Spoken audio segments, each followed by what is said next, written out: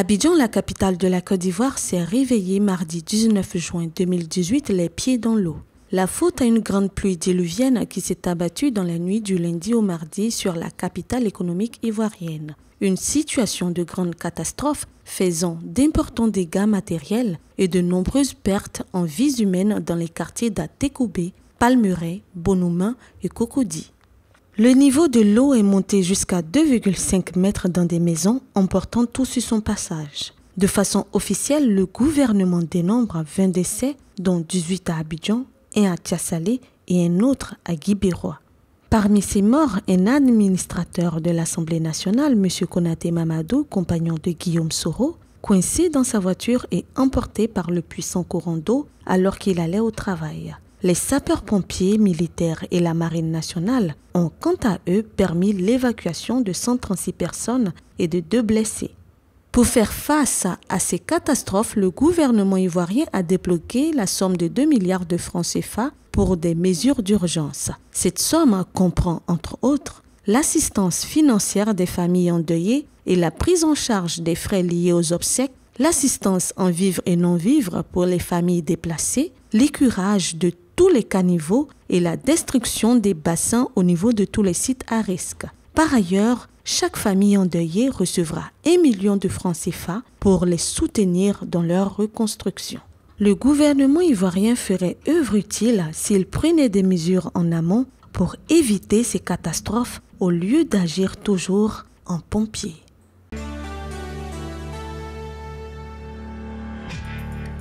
La coalition Ensemble pour la démocratie et la souveraineté, EDS, s'est réunie en région parisienne le samedi 23 juin 2018 pour échanger avec la diaspora ivoirienne en France et mettre en place une stratégie de reconquête du pouvoir en Côte d'Ivoire. Le conseil des vice-présidents de l'EDS à l'extérieur a reçu pour l'occasion son président, le professeur Armand Rognien, en visite en France. Avant tout propos, je m'en voudrais de passer sous silence ce douloureux événement de l'actualité de notre pays.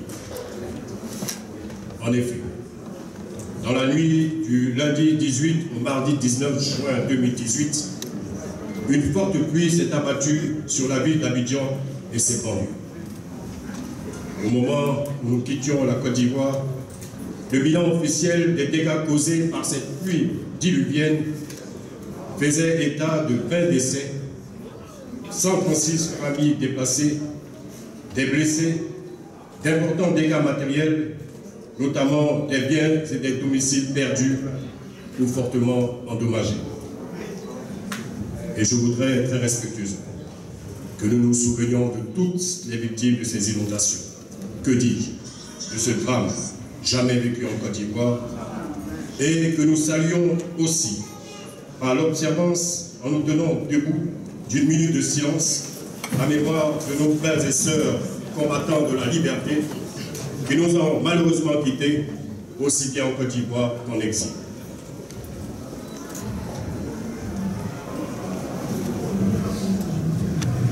Pour engager les batailles utiles pour l'atteinte de l'un de nos objectifs majeurs, à savoir la réconciliation nationale en Côte d'Ivoire. Mais vous conviendrez avec moi, chers frères et sœurs, que cette réconciliation exige la libération du président Laurent Gbagbo, du ministre Charles Péguy, de la première dame Simone Ihil Gbagbo, de tous les prisonniers politiques, civils et militaires, et du retour sécurisé sur la terre de leurs ancêtres de tous nos frères et sœurs contraints à l'exil. Notre plateforme politique EDS, qui rassemble toutes les personnes éprises de justice, de liberté, de dialogue, de démocratie et de paix, entend jouer pleinement, sans faiblesse ni complexe, sa partition dans l'organisation de la vie politique en Côte d'Ivoire. Oui, EDS a l'impérieux devoir de veiller et de contribuer à l'organisation d'élections justes, régulières, libres, ouvertes, transparentes et démocratiques en Côte d'Ivoire. Wow. C'était un moment de partage entre les vice-présidents, le ministre Éric Caillé, Dr Gervais Bogassako, Stéphane Kipré et le public. Cette plateforme politique a été créée en 2017 par un groupe d'opposants ivoiriens issus du FPI, de l'UNG, de l'AIRD, du MFA et de la société civile. Ils veulent accéder au pouvoir et réconcilier les Ivoiriens. La rencontre était agrémentée par la présence d'artistes ivoiriens engagés tels que Serge Kassi, Gadi Seli, Abou Galié et Toali.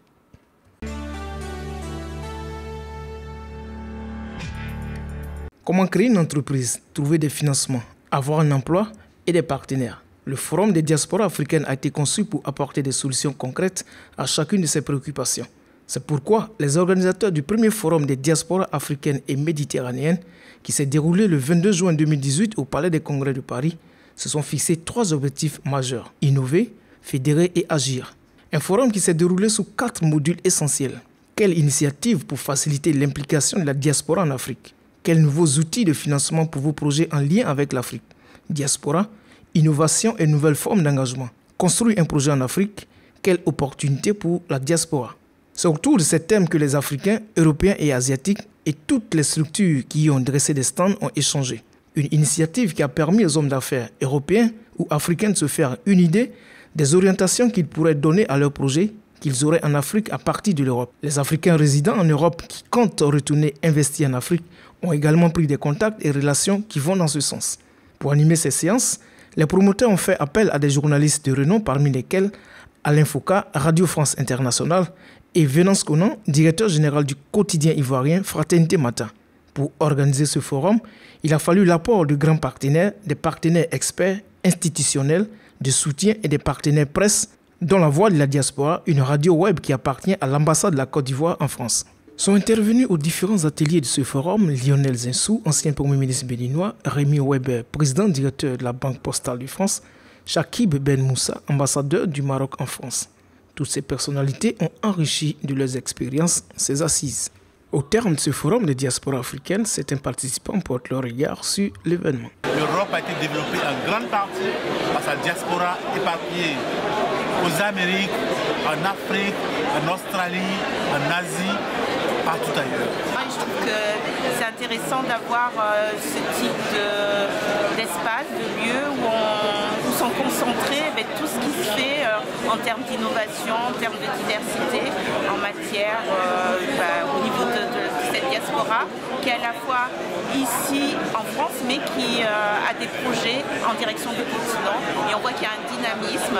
On dit toujours qu'il faut que cette diaspora se structure, mais bon, c'est des choses qu'on dit depuis des années. Qu'est-ce qui manque pour qu'il y ait cet élan pour avoir une diaspora unie, dynamique, et, parce que c'est l'avenir. Je suis présent aujourd'hui au Forum des diasporas africaines, une initiative que j'applaudis dès demain.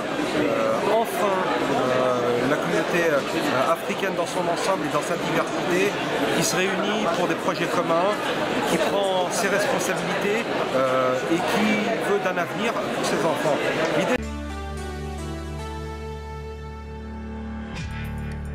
Invité par le président de l'Assemblée nationale de Côte d'Ivoire, Soré Guillaume, Samuel Eto'o Fils était au Parlement ivoirien le lundi 18 juin 2018 à Abidjan. L'international footballeur camerounais a été invité au perchoir de la Côte d'Ivoire afin de partager son expérience et sa vision du monde, celle de la jeunesse, de l'éducation et de la formation avec les députés ivoiriens. En effet, les députés ont un triple rôle.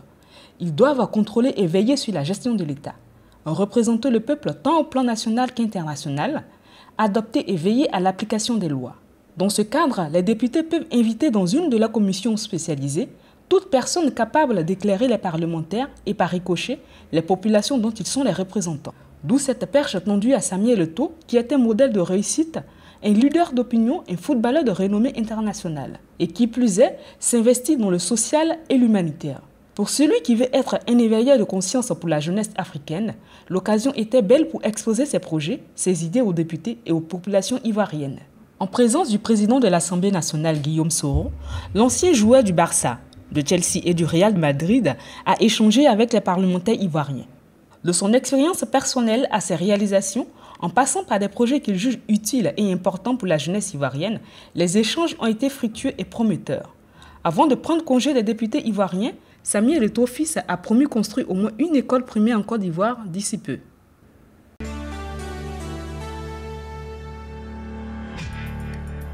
L'association Eraficlap a organisé la 4e édition du festival Une semaine eurafricaine au cinéma, du 18 au 24 juin 2018 au cinéma Les Studios des Ursulines à Paris. 7 jours, 16 séances, 27 projections, des rencontres et débats, de la littérature, de la musique et de la danse.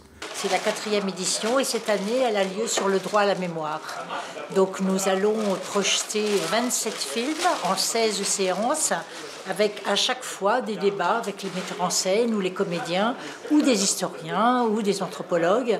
Et nous espérons ainsi revenir sur l'histoire qui a traversé nos peuples et nos continents, l'esclavage, la colonisation, les relations depuis les indépendances et je l'espère ouvrir sur un avenir meilleur. Cette nouvelle édition avait pour thème le droit à la mémoire. Chaque projection était suivie de débats avec les metteurs en scène qui ont fait partager leur regard sur l'Afrique et avec la participation des historiens qui ont aidé à la compréhension de l'évolution des relations entre l'Afrique et l'Europe depuis 5 siècles. Une soirée spéciale a été consacrée au Mali avec la projection Le Devoir de mémoire, un film de Mamadou Kotiki Cissé et la participation de son Excellence Toumani Djemé Diallo, ambassadeur de la République du Mali en France, et la marraine Madame Ndiaye Ramatoulaye Diallo, ministre de la Culture de la République du Mali. L'association Eurafrique-Lab est présidée par Madame Claude Fischer-Herzog et une équipe de bénévoles.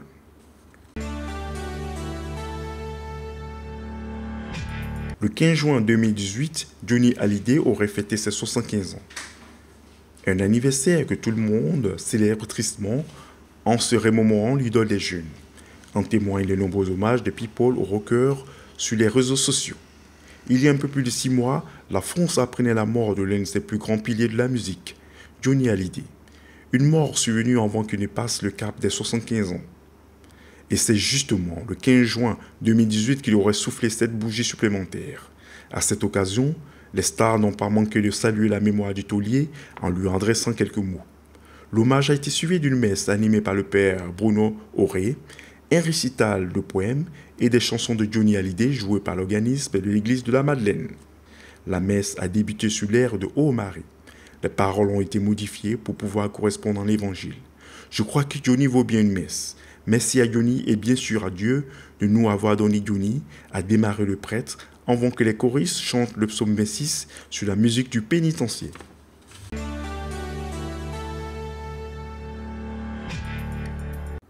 Après la médaille de la ville de Paris, la reconnaissance de la communauté noire américaine.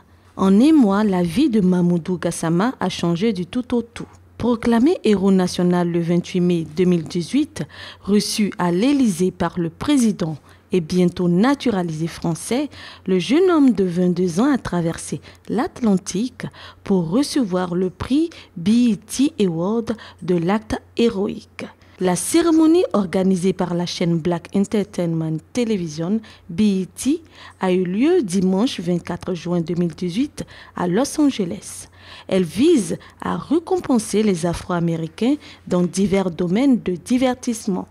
Beyoncé, Bruno Mars, Kendrick Lamar, Cardi B ou Drake ont reçu des prix pour leurs disques respectifs, tandis que Black Panther a capté la plupart des prix concernant le cinéma. La tenniswoman Serena Williams et le basketteur LeBron James, quant à eux, ont été célébrés côté sportif. Rappelons que Mamoudou Gassama, arrivé du Mali en 2013, a sauvé un petit garçon accroché au balcon de son immeuble à Paris en grimpant la façade à toute vitesse pour le récupérer.